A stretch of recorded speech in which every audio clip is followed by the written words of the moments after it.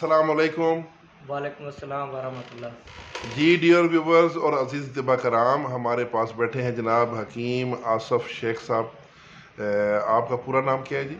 मोहम्मद आसिफ अल मारूफ रांझा। रांझा। तो आप सियालकोट से तशरीफ़ लाए हैं। बेसिकली आप मुजफ्फरगढ़ अलीपुर से तल्लुक़ रखते हैं। तो आज आप हमें नुस्खा एक पेश करेंगे लिकोरिया के लिए, जो कि नहायत सादा और आसान नुस्खा है। और माशाल्लाह आसफ साहब जो हैं बड़े अच्छे मुखलस इंसान हैं और हिकमत से बड़ा वालहाना लगाव रखते हैं। तो जी आसफ भाई, आप लिकोरिया का जो नुस्खा बयान करना चाहते थे उसके बारे में आप पहले अपना फ़ोन नंबर बता दें। 0301 33 34 021। 0301 33 34 021। व्हाट्सअप नंबर भी यही जी और नंबर ठीक है। अच्छा, अभी नुस्खा बयान फरमाएं।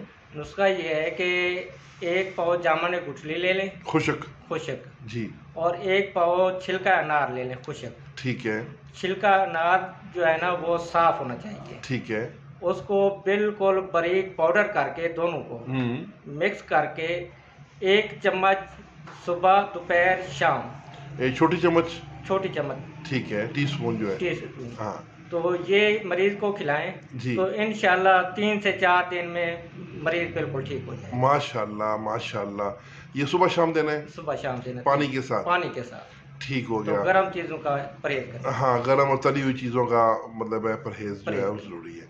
जी माशाल्लाह जी, बहुत शुक्रिया आसफ साहब, आपने बड़ा ये अपना कीमती नुस्खा दिया है। ख़वातीन की आजकल हमारे माशरे में बड़ा ये मसला है लिकोरिया का।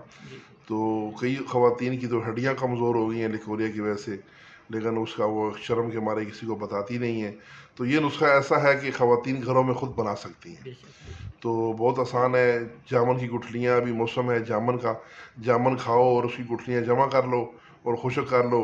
फिर अनार का मौसम भी है, उसका वो भी आएगा तो उसके छिलके भी खुश्क करके रख लो। इनको पीस के बराबर वज़न तो तैयार आपकी दवाई। तो बहुत शुक्रिया जनाब, थैंक यू सो मच, जज़ाकल्लाह।